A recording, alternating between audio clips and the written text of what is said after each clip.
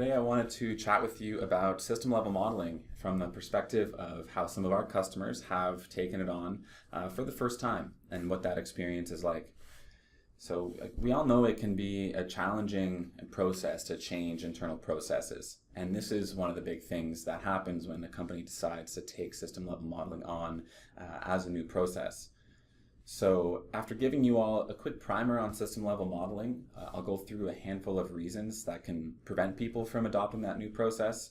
And then we'll kind of go through some stories of companies who took steps to move forward. I'll give you a spoiler though. They all thought it was well worth it. So it worked well for them. So just a bit about us real quick. Maplesoft has over 30 years experience in developing advanced computational technologies for solving complex analytical problems. We're now a leader of high-performance tools and technologies for solving a myriad of technical problems in engineering, science, and applied mathematics. We're headquartered in Waterloo, Ontario, and our global reach spans 5 branch offices across continents. And in addition to our tools, we offer a range of services from our engineering solutions group, which help get companies solving their technical problems faster when their own expertise might be lacking. So especially for companies who are looking to take that step into system level modeling. So what do we mean by system level modeling? Because there's so many different ways that modeling can be applied in a design process.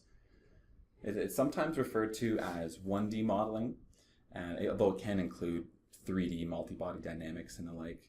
And this is different than the models you would make in, say, an FEA or CFD program, which they not only vary in time, but across spatial dimensions in a very high detailed way. System level modeling, it's complementary to that, and you'll see how it kind of fits in to the design process. It's also generally a mix of discrete and continuous systems that span multiple physical domains. Because in a typical project, you'll have a variety of subsystems that come together to form a product, and they'll be drawing from multiple domains, mechanical, electrical, hydraulic, and others. A system level model takes a full view of those subsystems as one whole, and it allows you to see the interactions and behaviors that are otherwise very hard to predict at that high system level. And it's concerned with aggregate properties, which make simulation very efficient. And this is one of the ways that a system level model differs from FEA and other CAD models. You'll use simplifying assumptions, and those are part of every design process.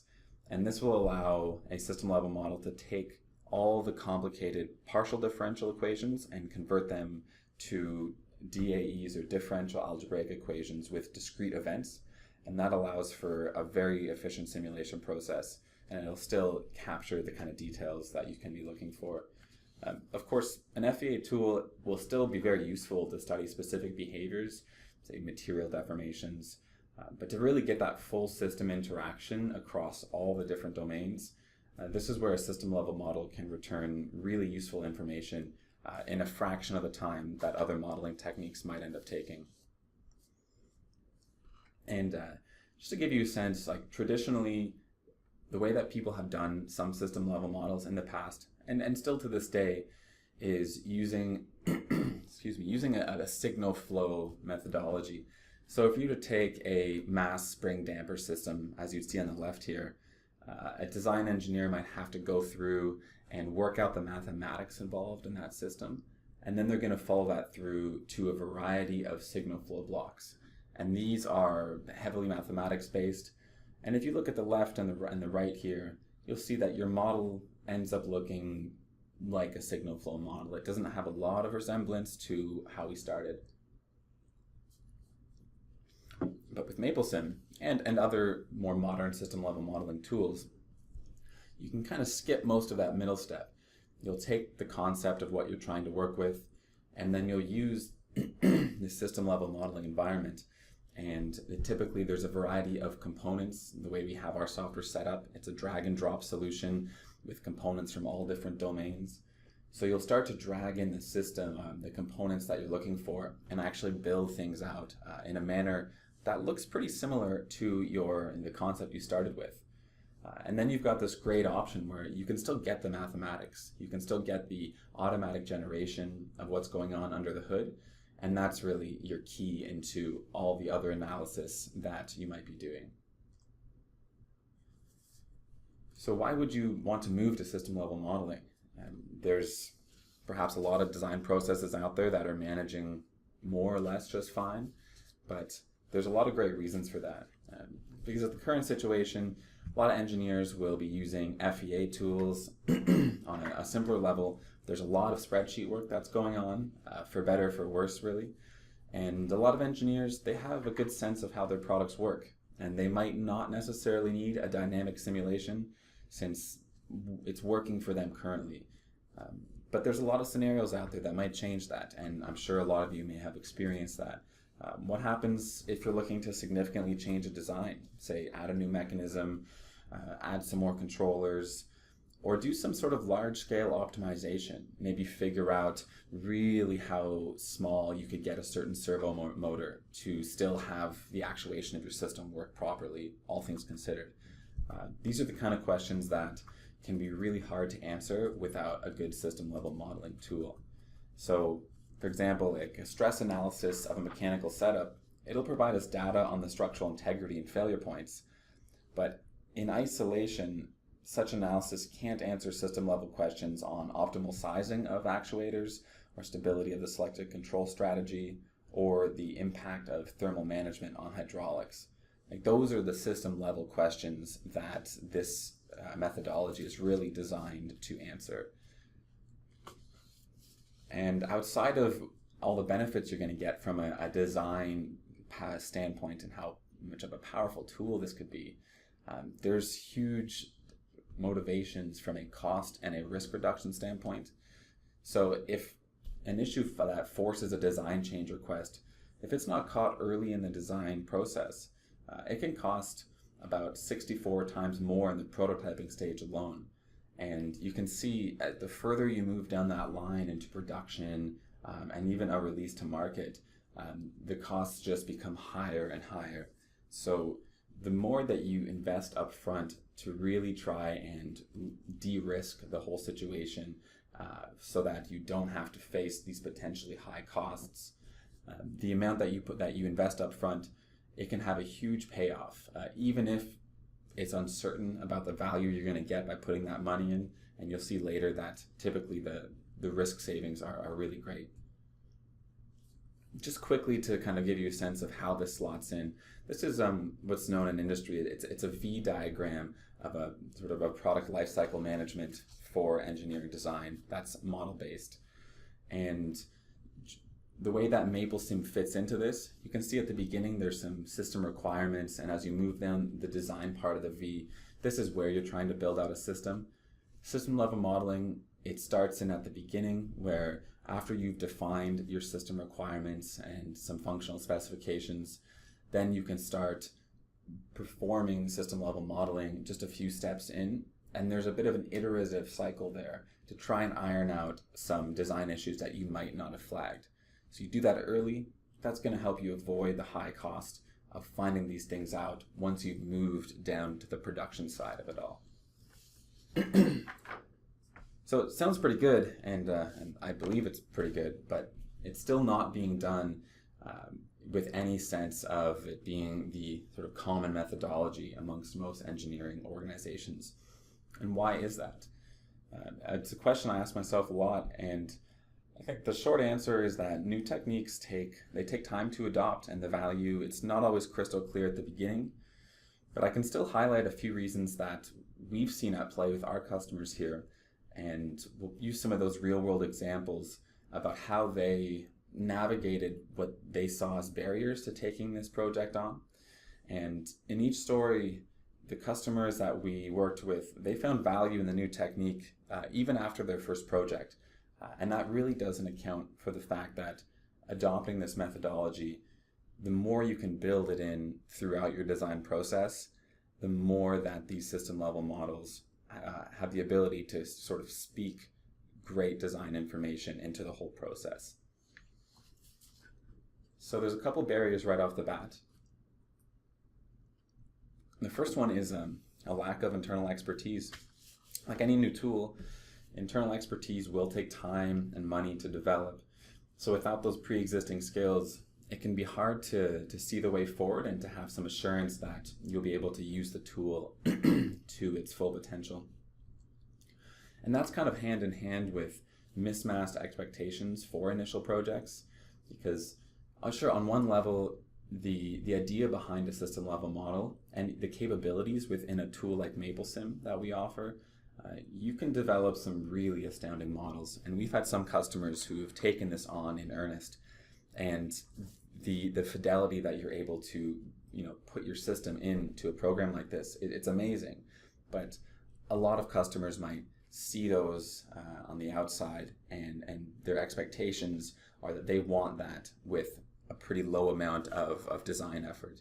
So having a mismatched expectation, it can dissuade people from understanding that even medium fidelity models have a great power to answer important design questions. You don't have to always shoot for the stars with your first project. And this was kind of borne out in a customer that we worked with, FL Schmidt, and they wanted to develop a complex mining machine for a new mine project, and they were looking at a way to minimize the huge costs of potential on-site design changes, which in that industry just shoots up to be massive. You really need to avoid those. So they ended up working with our engineering solutions team and to create a high fidelity model of that machine. And that would help identify the potential problems with their design before they produced this massive piece of equipment and before they started to run it out in the field to see if it could handle all the use of it, the way that all the material is being loaded continuously. So internally, they didn't have expertise in system level modeling. They understood its potential to help get their designs right the first time, and they really knew they needed to mitigate risk. And with those cost savings in mind, that's why they went to our engineering solutions team, which provides a great swath of training and assistance in taking on a system level work with MapleSim. So with that help, they took on first modeling the physics and simulation of the skip system contained within their design. So just the large skips and how the hydraulic system would work there. And how'd it go? Well, it was a great success for their project, and they were able to overcome those barriers in one part because in addition to our software, we were able to provide them with help with model creation, and we were able to provide training so that the models and all the software could be used even better going forward. So that was of great value to them, and the fact that they started off with expectations around, say, just the skip. They didn't have every individual item in their model fully incorporated because it wasn't necessary to start, answering design questions that were the most important to them. Another barrier that comes to mind for us, and we've seen is pretty standard for a lot of things. It's just budget limitations. And projects might have really large budgets, but the way that those budgets are separated out, that there's not typically a lot of allocated budget for the modeling and simulation phase of their design process. So it can be hard to find money for a new tool because all that money is allocated somewhere down the line.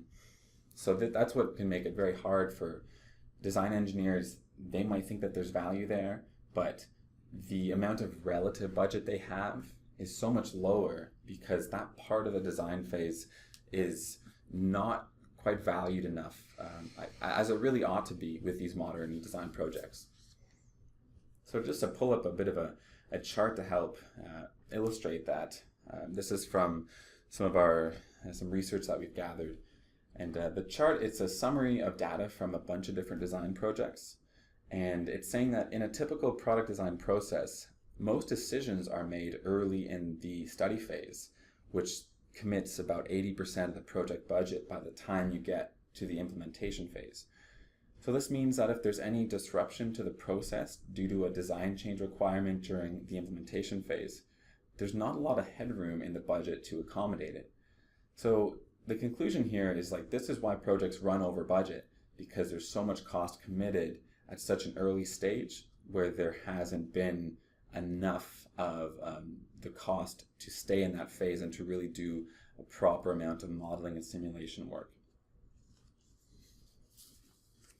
So to bring this to another customer we've worked with and how they were able to take on system level modeling for the first time, maybe work with a limited budget, but this was the National Research Council of Canada.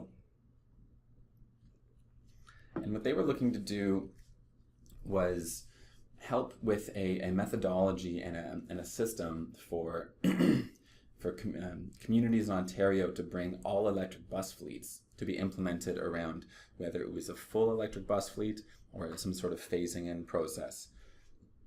And they weren't able to have a variety of these all electric buses just sitting around for them to run real world testing on.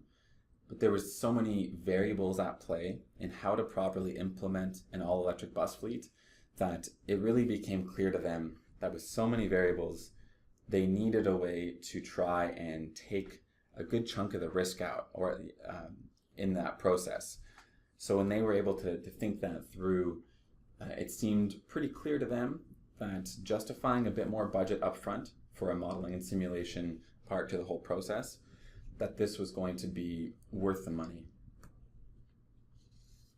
So we worked with them and we helped them develop this really great model, which you can kind of see there. This is actually what a model would look like in MapleSim. We've just taken the very highest level out right now. But within the product, this was what a top-down level model would look like. And you can then kind of move into all of these subsystems and components to see exactly what's going on. So we helped them make this model, and it includes all the dynamics of the vehicle, the way the motor works, and all the way down to the battery systems. And we kind of wrap all that together, and this kind of allows us to investigate the effects of things like the changes in the vehicle dynamics, maybe the variations in how the driver would drive, the changes in battery chemistry depending on how full the bus is and the kind of routes that it drives. So by really bringing a lot of great information into this modeling software, what they were able to do is get clear answers to a whole bunch of the uncertain questions along the way with their project. And how that ended up, or I guess it's continuing really, because the project has been a success and they're continuing to grow on what they've learned, is when we worked with them, we were able to produce a variety of analysis and design tools that kind of streamline certain processes in asking how the model is going to look during a real-world implementation.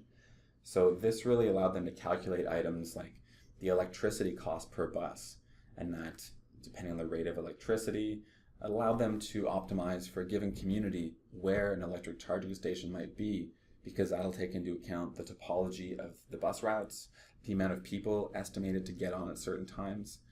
So they were able to bring all this information in, and outside of that, these are the sort of things that without a tool that can really bring in all the different components of a system, there's going to be a lot of rules of thumb used. There's going to be a lot of just averages that a lot of folks know are just rough estimates. And again, that'll move you forward to some amount, but the more specificity you need in these questions, the more that these rule of thumb, they're just carrying forward all that risk. There wasn't enough specificity to really lower the risk involved.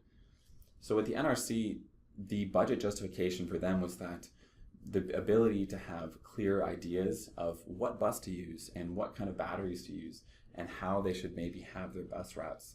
This was really useful for them.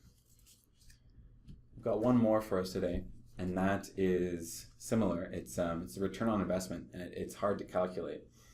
So as we saw from that last graph a few slides back, companies don't always have much belief that initial design work will yield a better ROI after just a few % of their total expenses. And so it's hard to connect the dots between early stage spending and late stage savings, but there are signs that help point this out. Outside of an even clearer connection, and speaking from experiences with many of our customers, this is something that most companies come to realize after taking a few steps with system level modeling. So it's a little bit paradoxical, but hopefully with an example here, and I get this great graph that we've got some data from the way that this looks, and I think it's pretty compelling. This is a chart here that it's a review of 25 different programs at NASA, and what you're seeing is it's a chart that links how much a project spent on the study period of their design process and how much that project ultimately ran over budget. So it was shown that the projects that applied a significant effort in simulation analysis up front, they stood a better chance of successful completion and on budget. And the programs that didn't spend a lot in the study period and now in that part of their design, they overran their budget significantly. And just take a notice of the difference in scale here. So on the left, the percentage scales from 0 to 250, where on the bottom it's 0 to 25. So it really scales up by a factor of 10 here. So when NASA moved their study period investment from the 0 to 5% range to the 10 to 15% range, the cost overruns decreased significantly. It looked like on average, and sometimes even more than a 6-fold in the overall cost overrun. And that's not bad for spending only 6 or 7% up front to save what could be an order of magnitude more than that. So while this may not be indicative for your industry or for your particular projects, the data really does seem to show that there's a reliable correlation between some percentage of decrease of cost overrun by investing a bit more upfront. And the last case study to kind of bear that out, there's a recent customer we had, and they were making folding machinery, and this is in the packaging industry. They were noticing that there was a very high failure rate out in the field once these machines were deployed. They couldn't really figure out why. They were looking at replacing a lot of motors, and then those would fail as well. And their current tools really weren't able to identify a problem in that. So they came to us and we worked together to create a really detailed model that would simulate all the systems at play in this machine. And we were able to show that the transient loads due to the inertia of the mechanism, they exceeded the safe limits of the motor. And this really could only be done through a dynamic analysis of the whole mechanism. And it was missed because those engineers were performing more basic analyses, steady state loading analyses, things that weren't help picking that up. So we were able to help develop a tool that could define a speed profile for those mechanisms, because all that needed to happen was to slow down the motion profile at a few different key moments when the inertias were just too high. So there wasn't a need to actually replace anything at all in the ones that were still functioning. We just needed to slow down the motion profile. And they've since employed this technique on a new machine, and it's led to 100% reliability. There's been 0 on-site repairs. So that's really just a good story about the return on investment there. They were able to use more of this design work to eliminate the need to do all these costly on-site repairs. So we'll just tie it up quickly with how to make the most of system level modeling. Whether it's something you're still considering about taking on, or this is really to give you a sense of how it can be used in a really full way. And we really talk about this in unlocking the design knowledge that is inherent in so many groups in your organization, in so many individuals, in the minds of many engineers. There's a lot of this knowledge that exists in a company, and often it's not organized in a way that allows you to make use of it at all stages of a design process. So to really to capture that knowledge is to make sure that you treat that design knowledge as valuable company IP and develop it in a place that it won't get lost. Like many engineers, they'll do their derivations on scratch pads, they'll perform calculations in Excel. Some of the stuff will be on their head because they can hold on to certain intuitions. And again, these things, they work often, but it doesn't really maximize what you might be able to do with that knowledge. So using the tool chain that we have with MapleSim and the corresponding Maple software we have, which is a really robust environment for mathematical computation, and it's fully capable to be documented. So it's great for the validated derivations and for auditable mathematics. And if you work that stuff into Maple worksheets, and it's just as easy as a scratch pad, you're less likely to have to reinvent the wheel in small or not so small ways as a lot of projects get going. So it's a way to share the most basic knowledge that engineers have in a way that's much more reliable. And similar, to preserve that knowledge is really to think that a model-centric design process, what it'll help do is it'll help preserve more of that design process or design knowledge over time. So you want to be able to hold on to that through a long time period with tons of changing variables in a company. Like if an engineer retired, say a senior engineer was to leave, they may not have passed on all their expertise in a certain area. You know, the great thing about doing system level modeling in MapleSim is that the equations behind the models are fully accessible and the mathematics behind components are fully accessible as well. So you may have had an engineer that created some custom components for some of your company's most standard designs, and very often if an engineer was to leave, say they were on vacation, and you just had to look into the details of a certain component, or you wanted to know the classic spreadsheet of where did that number come from, because it's not documented very well. These are the kind of things that if you don't have that individual around, this could be tricky, and it might lead to having just to rework certain things. But doing system level modeling, especially with the MapleSim and Maple connection, it really makes that process transparent, and you can track down every question you have about where this thing came from. So it gives you that level of transparency that it helps reduce so much of the troubleshooting and just mystery around large teams and many teams working on the same thing.